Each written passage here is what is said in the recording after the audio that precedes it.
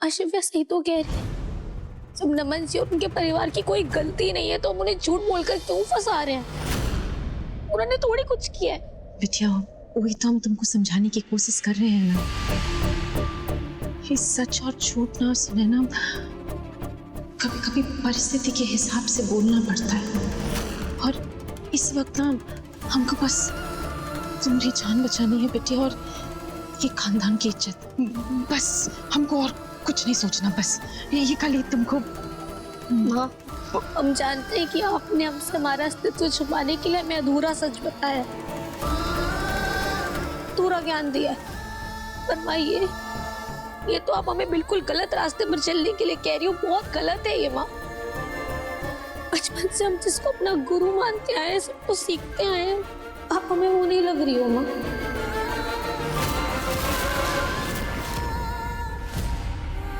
बहुत बोलने लगी हो सुनैना, बहुत ज्यादा बोलने लगी हो। 2 दिन बाहर क्या रही, तुमको लगता है तुम दुनियादारी सीख ली। अब तुम हमको सिखाओगी दुनिया कैसे चलता है। हमको सिखाने के बजाय जो हम कह रहे हैं ना, बस वही करो, काहे कि इसी में तुम्हारी भलाई है। पूछिए।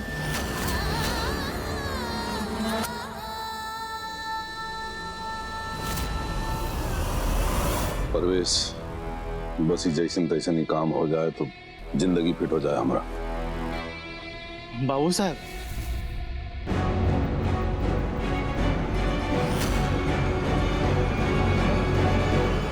यहाँ क्या कर रहे हो दरोगा?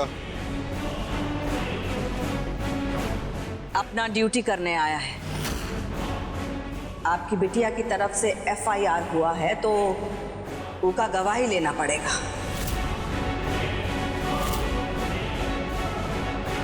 अरे वो गवाही का लिए देगी?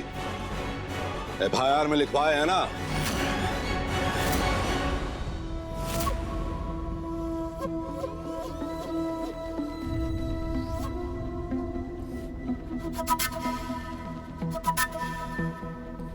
अरे ये लोग खुला काहे लिए घूम रहे हैं दरोगा?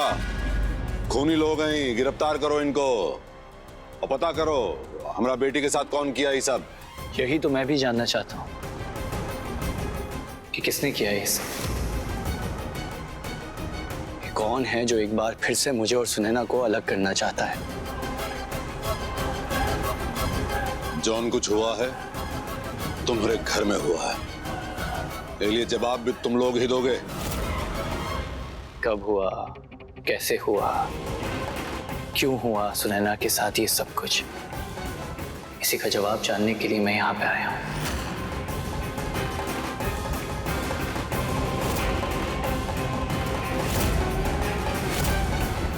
प्लीज आप सुनैना को बुलाइए ताकि उसके सामने बातचीत हो सके। वो नहीं आएगी। धोखा हुआ है उसके साथ, सदमे में है। अपराधी को पकड़ने के लिए शिकायत और गवाही का जरूरत होता है। क्यों दरोगा जी, ठीक बोले हैं ना हम? जी राजकुमार जी, आप सही कह रही हैं। बाबू साहब, बिटिया का गवाही बहुत जरूरी है, नहीं तो आपका ये जो केस है ना वो बनेगा नहीं। तो अब बिटिया को बुला लीजिए। हाँ, हम बुलाते हैं। रुकिए कुमुद,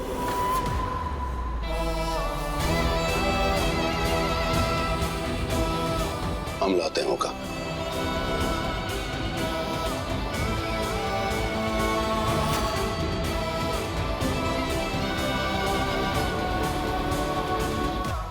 अरे ससुराल वालों ने तुम पर हमला किया, तुमको करंट मारकर मारने का कोशिश किया और ये लिए तुम अब वहां वापस नहीं जाओगी।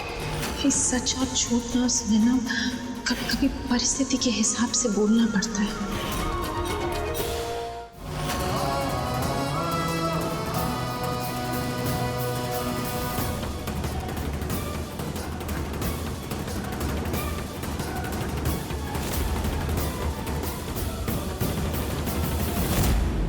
सुने ना,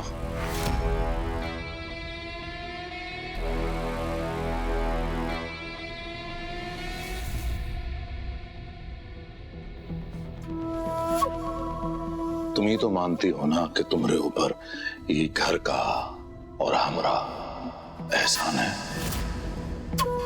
तो आज वो एहसान चुकाने का मौका मिल रहा तुम्हें।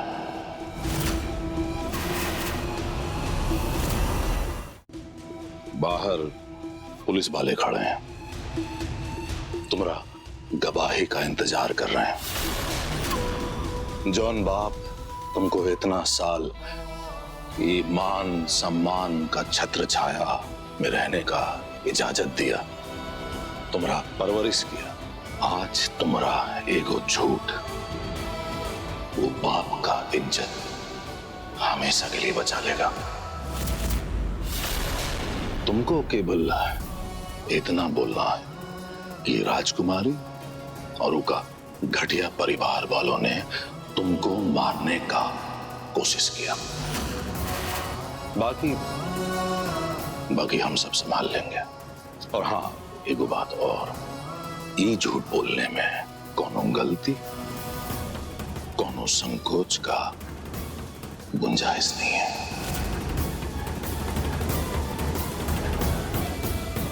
समझ गई ना बेटा?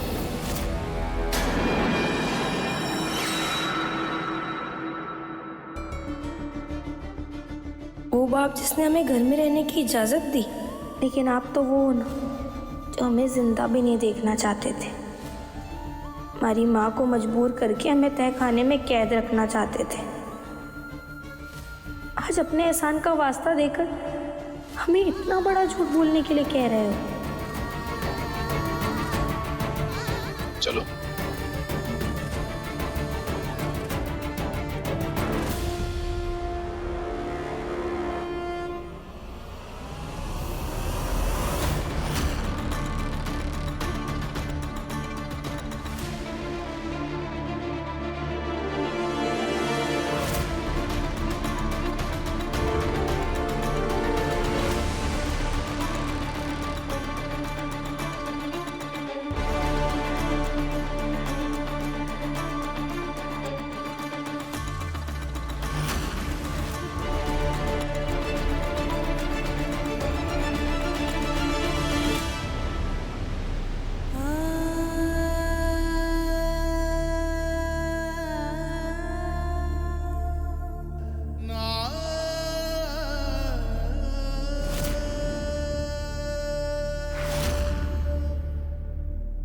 सुनैना, जॉन बोलना है, बेधड़क होके बोलो।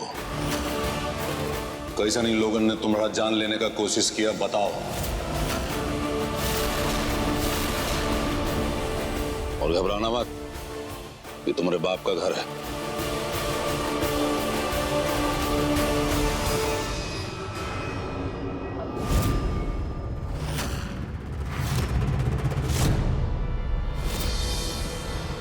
पीछे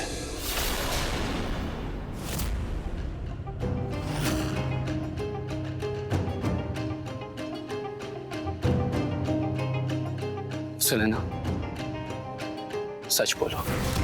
अगर तुम्हें जरा भी लगता है कि जो कुछ भी हुआ उसके लिए मैं तुम्हारा गुनहगार हूं, तो बस एक बार बोल दो, मैं तुम्हारे सामने अपने आप को इन पुलिस वालों के हवाले कर दूंगा। जो सजा मिलेगी सब सह लूंगा। अगर मुझे फांसी पे भी चढ़ना पड़ा तो मैं फांसी पे भी चढ़ जाऊंगा।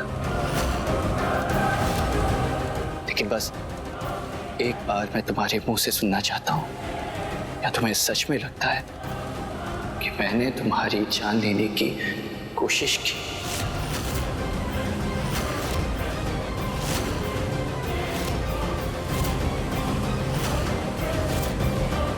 बोलो सुनैना, जवाब दो। क्या तुम्हें सच में लगता है जो कुछ भी हुआ है वो मैंने किया है?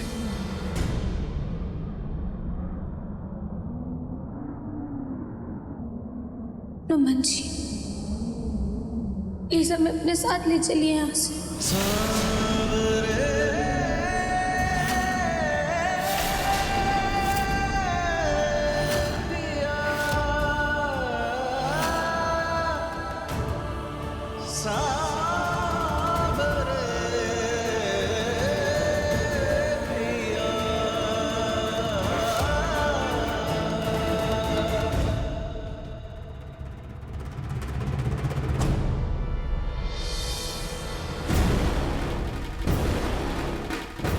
सुनैना, होश में तो हो, क्या बोल रही हो? अरे इन लोगों ने तुम्हारा जान लेने का कोशिश किया है। हम वह समय पे नहीं आए होते तो खत्म हो गई होती तुम। पापा, अब आपको गलतफहमी हो रही। बिजली का तार हमने गलती से छू दिया था, इसकी वजह से हमें करंट लग गया। उस सिर्फ एक एक्सीडेंट था, उसमें नमन जी की कोई गलती नहीं है, किसी की कोई गलती नहीं है। और आप लोग अचानक से आ गए, जिससे मैं बेहोश देखकर आपको लगा कि हमें मारने की कोशिश हुई है। पापा, नमन जी हमसे बहुत प्यार करते हैं, अपनी जान से भी ज्यादा। हर बार खुद की जान को खतरे में डाल के उन्होंने हमारी जान बचाई।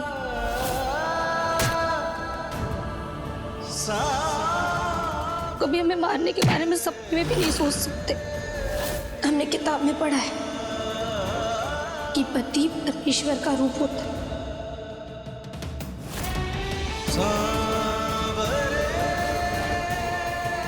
और परमेश्वर को हम मंदिर में रखते हैं, जेल में नहीं।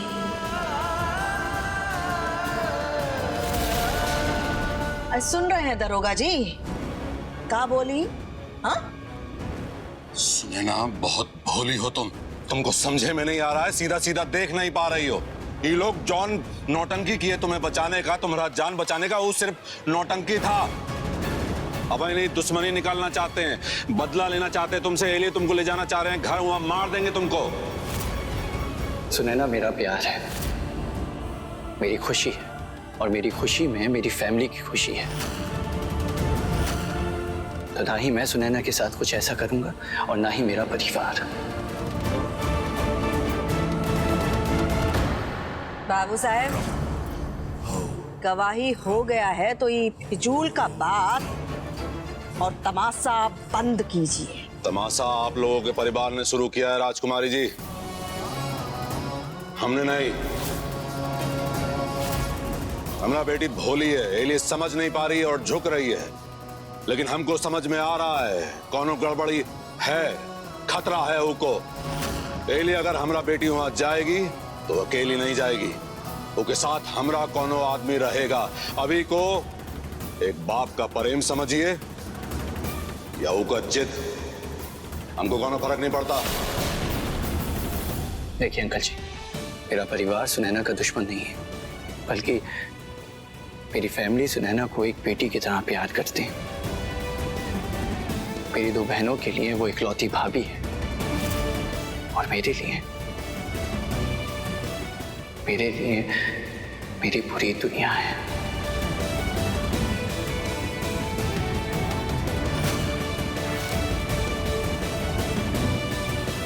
प्लीज अंकल जी, आपको फिक्र करने की कोई जरूरत नहीं है।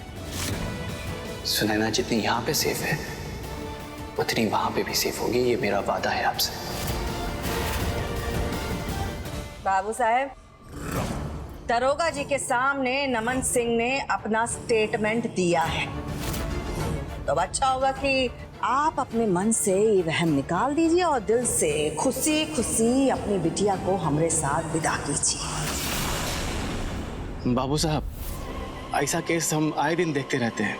सुनैना और नमन की बातों से साफ पता चलता है कि जो भी हुआ ना बाबू साहब, बस एक हादसा था, समझिए बात को।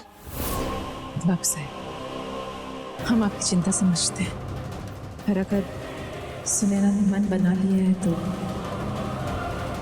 जाने दीजिए इसे।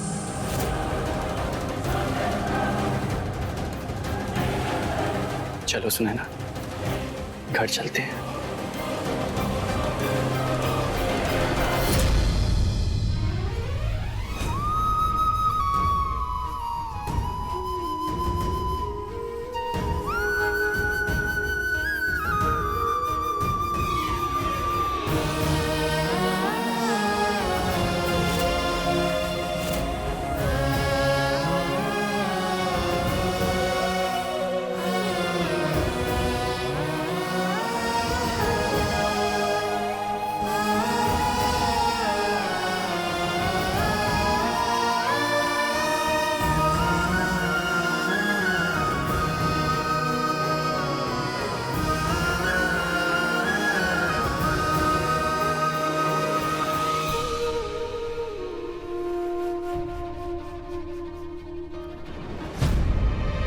देख रही हो पंकजा, नमन सिंह का प्यार मिलते ही नेमनी का मुंह भी लंबा सा जबान आ गया है, पर हमें लिए चाहिए।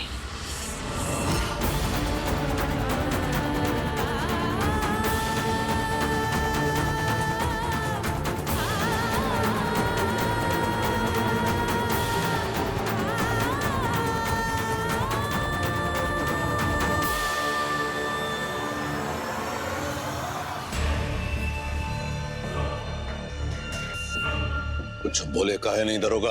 अरे बाबू साहब, जब आपकी बिटिया ने ही उनके पक्ष में अपना स्टेटमेंट दे दिया तो हम क्या कर सकते थे? अगर हमारा बेटी को वहां कुछ हो गया तो पूरे परिवार को खत्म कर देंगे। बाबू साहब, हम जानते हैं अगर कोई सुनैना को मारना चाहता है ना तो वो आप है। मगर ध्यान रखिएगा, जो भी कीजिएगा ध्यान से सोच विचार कर, कहीं ऐसा ना हो कि इस पूरे चक्कर में आप ना फंस जाए। चलते।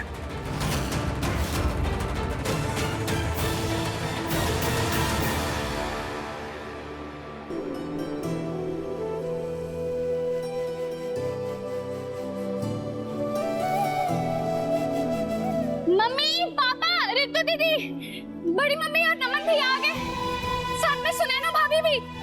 अरे मान्यता, ढिंडोरा पीटने की जरूरत ना है, शांत रहो और अंदर जाओ। बहू, बहुरिया को अंदर लेकर जा, देखो आराम की जरूरत है। जी चल। बहू, यहाँ आओ।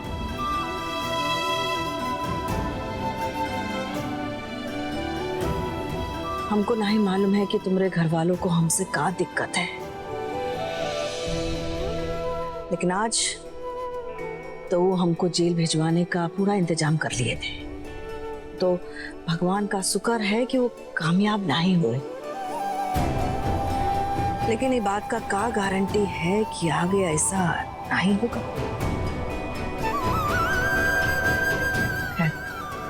जो भी हो, हमको इस बात का खुशी है कि तुमने हमारा साथ दिया। मुश्किल रहा होगा तुम्हारे लिए, लेकिन तुम डटी रही के लिए थैंक यू। हमारे और हमारे परिवार की वजह से आप लोगों को जो भी तकलीफ हुई है उसके लिए हाथ जोड़कर माफी मांग। सॉरी।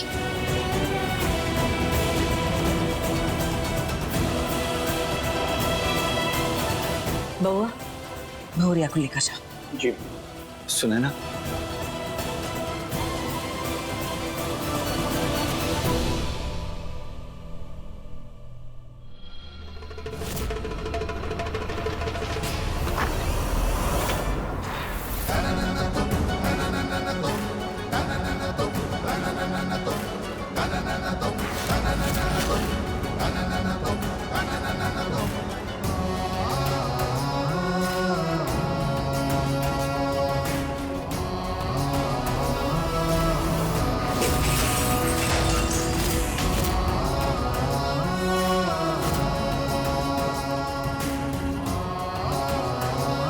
कुमुद, सबको बता दीजिए कि बाबू साहेब नरेश सिंह ने एक किन्नर को जन्म दिया।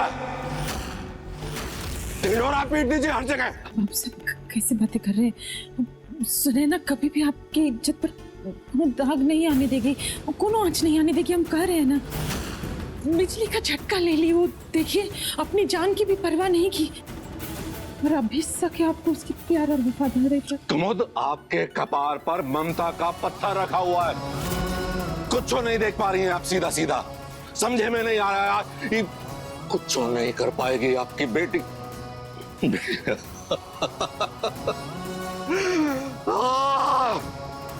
बेटी कहना भी गुनाह है उनको। कुछ नहीं कर पाएगी वो, सब डुबो देगी। 21 साल से आप उनको पाल रही है ना, देखिएगा सब डुबो देगी वो, देखते जाइए आप।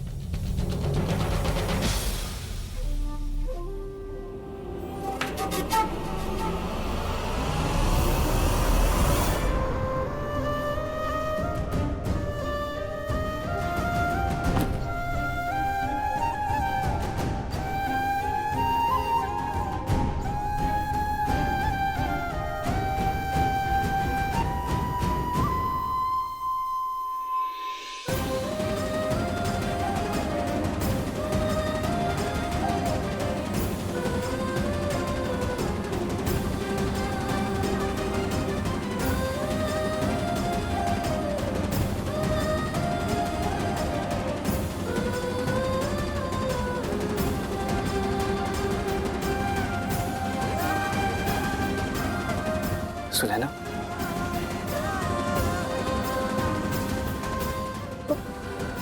तुम कितने अभागी है ना नमन जी।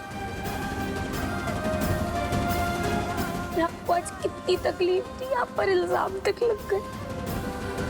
अपने माँ बाप तक का दिल दुखाया हमने। हम सिर्फ अपनों को दुख देने के लिए बने। हमें ना जीने का कोई हक नहीं, हमें मर जाना चाहिए, मर जाना।